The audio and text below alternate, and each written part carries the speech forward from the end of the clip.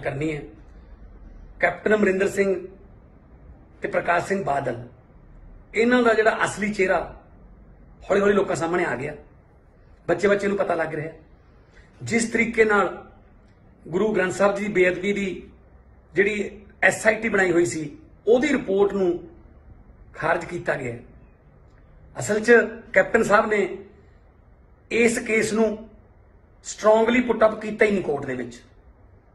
Captain साहब ने बादलों अगे गोडे टेकते क्योंकि जिस तरीके नाल लड़ना चाहिए सी इस केस नूं वधिया वकीलों के थ्रू वो नहीं लड़िया गया क्योंकि आपस में समझौता होया होया है।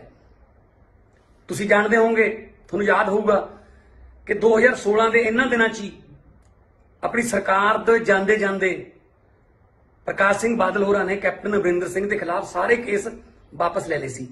बिल्कुल उही उसे जिहड़ा एहसान दा बदला जां उहदा कर्जा चुका रहे ने ब्याज समेत कैप्टन साहब ते बादलों नूं ये बेअदबी कांड कोटकपूरा गोली कांड ते बहबल कांड चों बिल्कुल क्लीन चिट देने वास्ते। जदों दिनकर गुप्ता जिहड़े DGP ने उन्हां दा केस आया सी, उन्हां दे सीनियर्स ने लाया सी कि तुसीं गलत लाया होया इन्हां दी अपॉइंटमेंट नूं, तां उस वेले कैप्टन साहब ने उन्हां नूं बचाउण लई 30 चिदंबरम नूं लिआंदा सी हाई कोर्ट च। ते आ जिहड़े हामिद अंसारी सी उन्हां दे केस दे विच सुप्रीम कोर्ट च बहुत महंगे वकील जिहड़े ने वो कीते गए सी।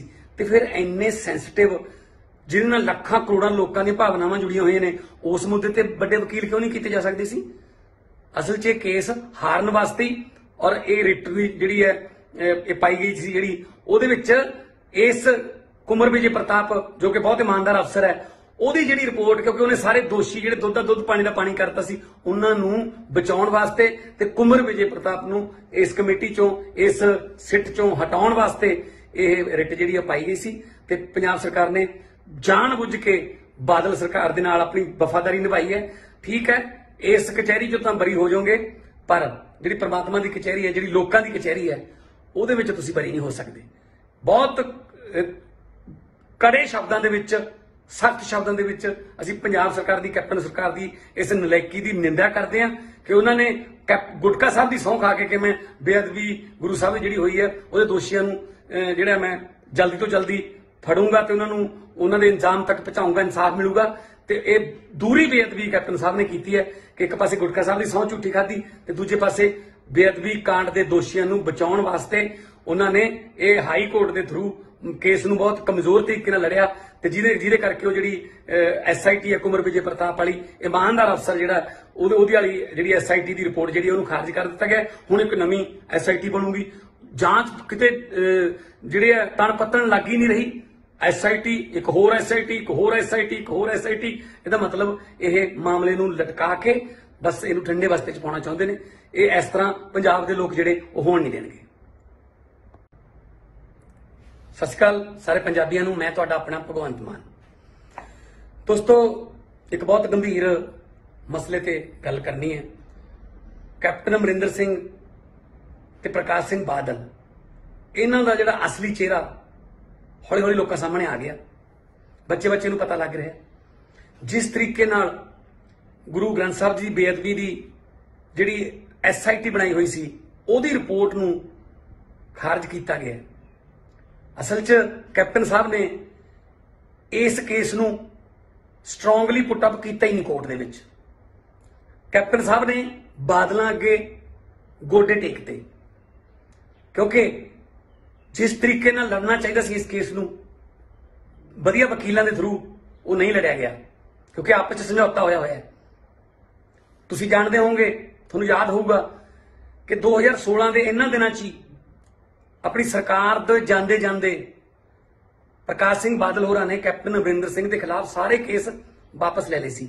बिल्कुल उही उसे जिहड़ा एहसान दा बदला जां उहदा कर्जा चुका रहे ने ब्याज समेत कैप्टन साहब ते बादलों नूं ये बेअदबी कांड कोटकपूरा गोली कांड ते बहबल कांड चों बिल्कुल क्लीन चिट देने वास्ते।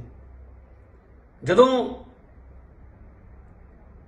दिनकर गुप्ता जिहड़े DGP ने उन्हां दा केस आया सी, उन्हां दे सीनियर्स ने लाया सी कि तुसीं ਗਲਤ ਲਾਇਆ ਹੋਇਆ ਇਹਨਾਂ ਦੀ ਅਪਾਇੰਟਮੈਂਟ ਨੂੰ, ਤਾਂ ਉਸ ਵੇਲੇ ਕੈਪਟਨ ਸਾਹਿਬ ਨੇ ਉਹਨਾਂ ਨੂੰ ਬਚਾਉਣ ਲਈ ਪੀ ਚਿਦੰਬਰਮ ਨੂੰ ਲਿਆਂਦਾ ਸੀ ਹਾਈ ਕੋਰਟ 'ਚ।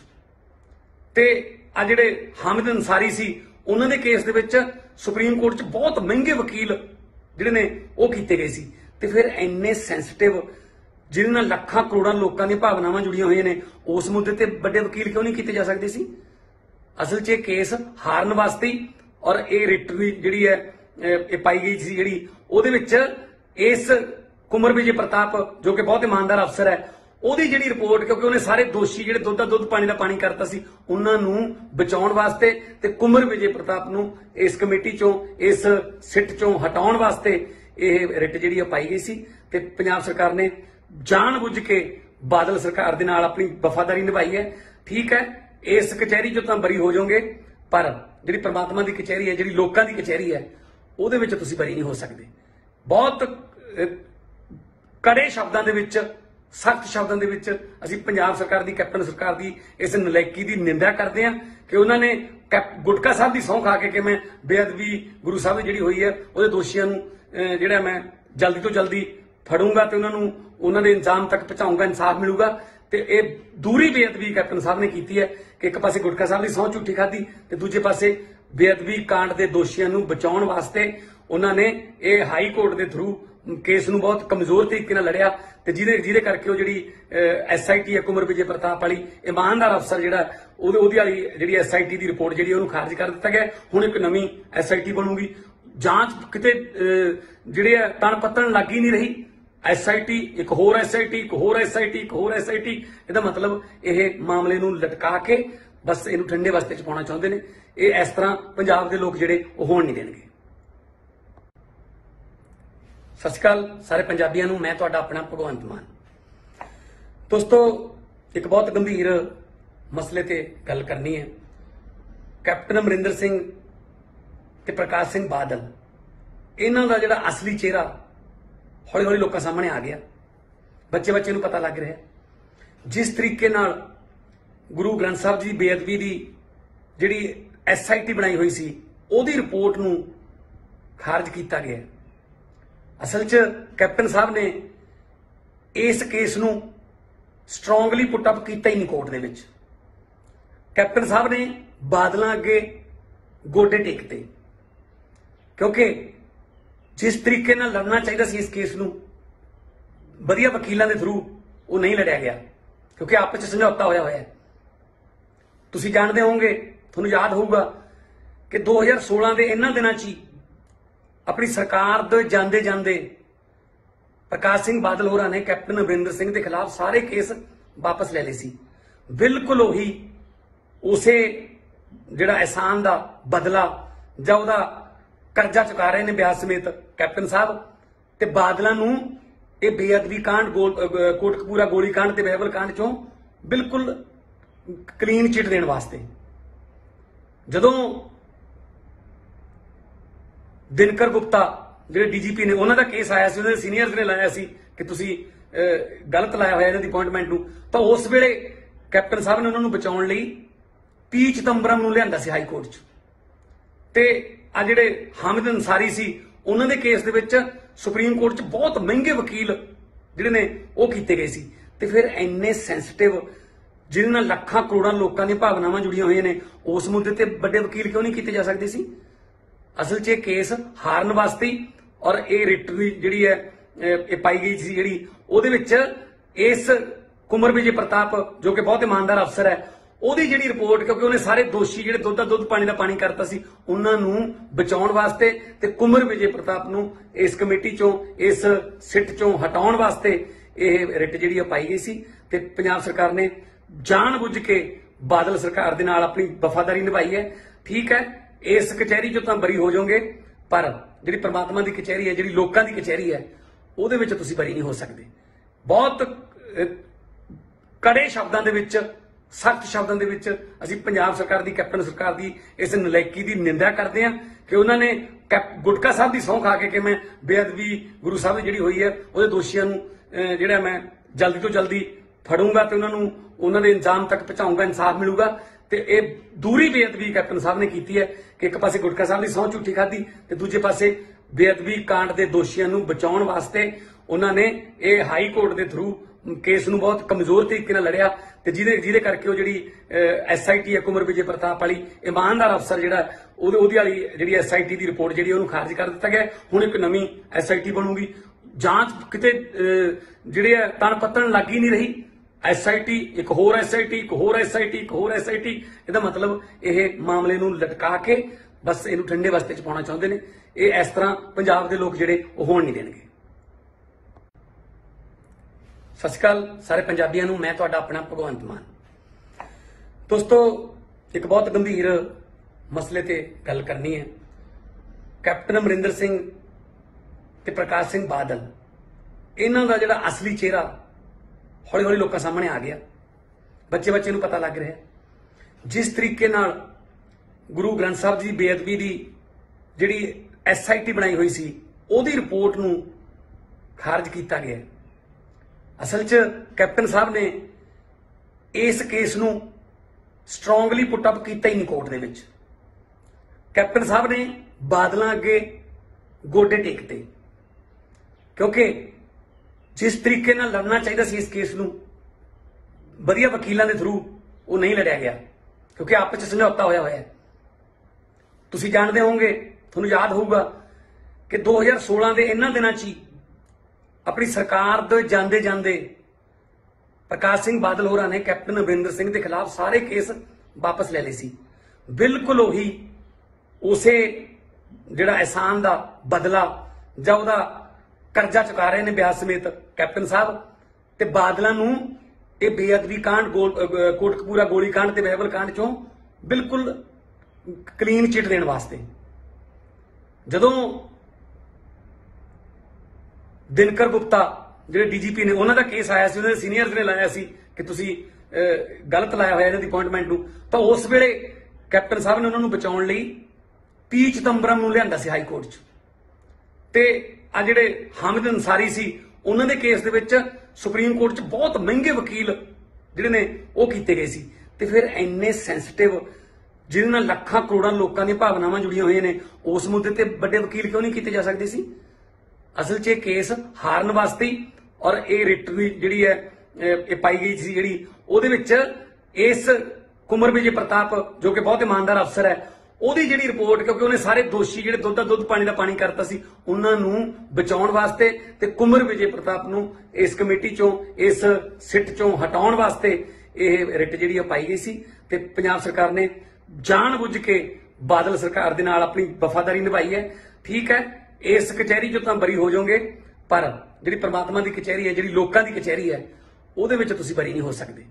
ਬਹੁਤ ਕੜੇ ਸ਼ਬਦਾਂ ਦੇ ਵਿੱਚ, ਸਖਤ ਸ਼ਬਦਾਂ ਦੇ ਵਿੱਚ ਅਸੀਂ ਪੰਜਾਬ ਸਰਕਾਰ ਦੀ, ਕੈਪਟਨ ਸਰਕਾਰ ਦੀ ਇਸ ਨਲਾਇਕੀ ਦੀ ਨਿੰਦਾ ਕਰਦੇ ਹਾਂ ਕਿ ਉਹਨਾਂ ਨੇ ਗੁਟਕਾ ਸਾਹਿਬ ਦੀ ਸਹੁੰ ਖਾ ਕੇ ਕਿ ਮੈਂ ਬੇਅਦਬੀ ਗੁਰੂ ਸਾਹਿਬ ਦੀ ਜਿਹੜੀ ਹੋਈ ਹੈ ਉਹਦੇ ਦੋਸ਼ੀਆਂ ਨੂੰ ਜਿਹੜਾ ਮੈਂ ਜਲਦੀ ਤੋਂ ਜਲਦੀ ਫੜੂੰਗਾ ਤੇ ਉਹਨਾਂ ਦੇ ਇੰਤਜ਼ਾਮ ਤੱਕ ਪਹੁੰਚਾਊਂਗਾ, ਇਨਸਾਫ ਮਿਲੂਗਾ।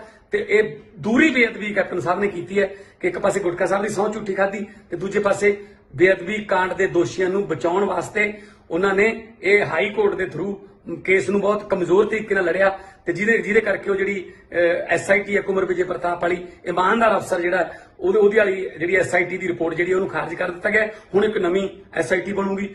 ਜਾਂਚ ਕਿਤੇ ਜਿਹੜੇ ਤਣ ਪੱਤਣ ਲੱਗ ਹੀ ਨਹੀਂ ਰਹੀ। ਐਸਆਈਟੀ ਇੱਕ ਹੋਰ ਐਸਆਈਟੀ ਇੱਕ ਹੋਰ ਐਸਆਈਟੀ ਇੱਕ ਹੋਰ ਐਸਆਈਟੀ। ਇਹਦਾ ਮਤਲਬ ਇਹ ਮਾਮਲੇ ਨੂੰ ਲਟਕਾ ਕੇ ਬਸ ਇਹਨੂੰ ਠੰਡੇ ਵਸਤੇ ਚ ਪਾਉਣਾ ਚਾਹੁੰਦੇ ਨੇ। ਇਹ ਇਸ ਤਰ੍ਹਾਂ ਪੰਜਾਬ ਦੇ ਲੋਕ ਜਿਹੜੇ ਉਹ ਹੋਣ ਨਹੀਂ ਦੇਣਗੇ। ਸਤਿ ਸ਼੍ਰੀ ਅਕਾਲ ਸਾਰੇ ਪੰਜਾਬੀਆਂ ਨੂੰ। ਮੈਂ ਤੁਹਾਡਾ ਆਪਣਾ ਭਗਵੰਤ ਮਾਨ। ਦੋਸਤੋ, ਇੱਕ ਬਹੁਤ ਗੰਭੀਰ ਮਸਲੇ ਤੇ ਗੱਲ ਕਰਨੀ ਹੈ।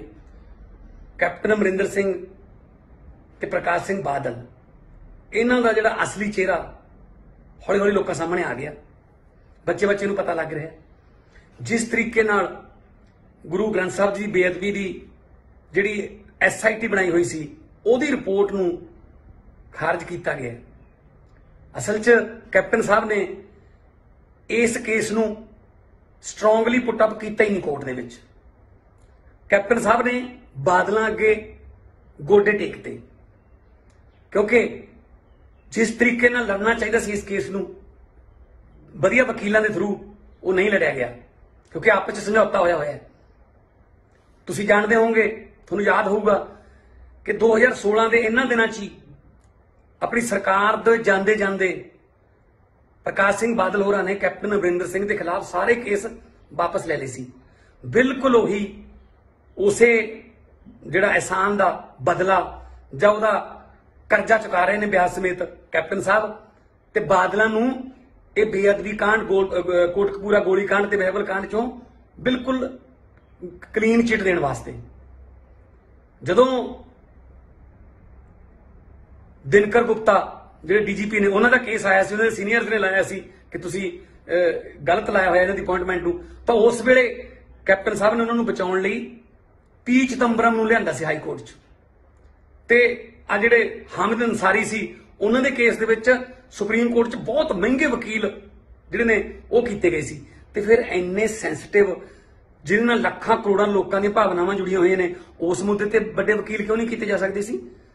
ਅਸਲ 'ਚ ਇਹ ਕੇਸ ਹਾਰਨ ਵਾਸਤੇ ਹੀ ਔਰ ਇਹ ਰਿਟ ਵੀ ਜਿਹੜੀ ਹੈ ਇਹ ਪਾਈ ਗਈ ਸੀ, ਜਿਹੜੀ ਉਹਦੇ ਵਿੱਚ ਇਸ ਕੁਮਰ ਵਿਜੇ ਪ੍ਰਤਾਪ ਜੋ ਕਿ ਬਹੁਤ ਇਮਾਨਦਾਰ ਅਫਸਰ ਹੈ, ਉਹਦੀ ਜਿਹੜੀ ਰਿਪੋਰਟ, ਕਿਉਂਕਿ ਉਹਨੇ ਸਾਰੇ ਦੋਸ਼ੀ ਜਿਹੜੇ ਦੁੱਧ ਦਾ ਦੁੱਧ ਪਾਣੀ ਦਾ ਪਾਣੀ ਕਰਤਾ ਸੀ, ਉਹਨਾਂ ਨੂੰ ਬਚਾਉਣ ਵਾਸਤੇ ਤੇ ਕੁਮਰ ਵਿਜੇ ਪ੍ਰਤਾਪ ਨੂੰ ਇਸ ਕਮੇਟੀ ਚੋਂ ਇਸ ਸਿੱਟ ਚੋਂ ਹਟਾਉਣ ਵਾਸਤੇ ਇਹ ਰਿਟ ਜਿਹੜੀ ਆ ਪਾਈ ਗਈ ਸੀ। ਤੇ ਪੰਜਾਬ ਸਰਕਾਰ ਨੇ ਜਾਣਬੁੱਝ ਕੇ ਬਾਦਲ ਸਰਕਾਰ ਦੇ ਨਾਲ ਆਪਣੀ ਵਫਾਦਾਰੀ ਨਿਭਾਈ ਹੈ। ਠੀਕ ਹੈ, ਇਸ ਕਚਹਿਰੀ ਚੋਂ ਤਾਂ ਬਰੀ ਹੋ ਜਾਓਗੇ, ਪਰ ਜਿਹੜੀ ਪ੍ਰਮਾਤਮਾ ਦੀ ਕਚਹਿਰੀ ਹੈ, ਜਿਹੜੀ ਲੋਕਾਂ ਦੀ ਕਚਹਿਰੀ ਹੈ, ਉਹਦੇ ਵਿੱਚ ਤੁਸੀਂ ਬਰੀ ਨਹੀਂ ਹੋ ਸਕਦੇ। ਬਹੁਤ ਕੜੇ ਸ਼ਬਦਾਂ ਦੇ ਵਿੱਚ, ਸਖਤ ਸ਼ਬਦਾਂ ਦੇ ਵਿੱਚ ਅਸੀਂ ਪੰਜਾਬ ਸਰਕਾਰ ਦੀ, ਕੈਪਟਨ ਸਰਕਾਰ ਦੀ ਇਸ ਨਲਾਇਕੀ ਦੀ ਨਿੰਦਾ ਕਰਦੇ ਹਾਂ ਕਿ ਉਹਨਾਂ ਨੇ ਗੁਟਕਾ ਸਾਹਿਬ ਦੀ ਸਹੁੰ ਖਾ ਕੇ ਕਿ ਮੈਂ ਬੇਅਦਬੀ ਗੁਰੂ ਸਾਹਿਬ ਦੀ ਜਿਹੜੀ ਹੋਈ ਹੈ ਉਹਦੇ ਦੋਸ਼ੀਆਂ ਨੂੰ ਜਿਹੜਾ ਮੈਂ ਜਲਦੀ ਤੋਂ ਜਲਦੀ ਫੜੂੰਗਾ ਤੇ ਉਹਨਾਂ ਦੇ ਇੰਜਾਮ ਤੱਕ ਪਹੁੰਚਾਊਂਗਾ, ਇਨਸਾਫ ਮਿਲੂਗਾ।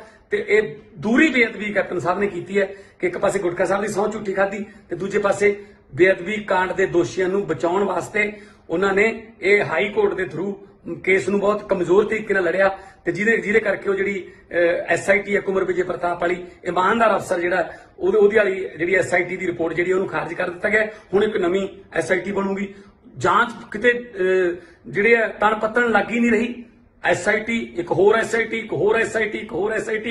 ਇਹਦਾ ਮਤਲਬ ਇਹ ਮਾਮਲੇ ਨੂੰ ਲਟਕਾ ਕੇ ਬਸ ਇਹਨੂੰ ਠੰਡੇ ਵਸਤੇ ਚ ਪਾਉਣਾ ਚਾਹੁੰਦੇ ਨੇ। ਇਹ ਇਸ ਤਰ੍ਹਾਂ ਪੰਜਾਬ ਦੇ ਲੋਕ ਜਿਹੜੇ ਉਹ ਹੋਣ ਨਹੀਂ ਦੇਣਗੇ।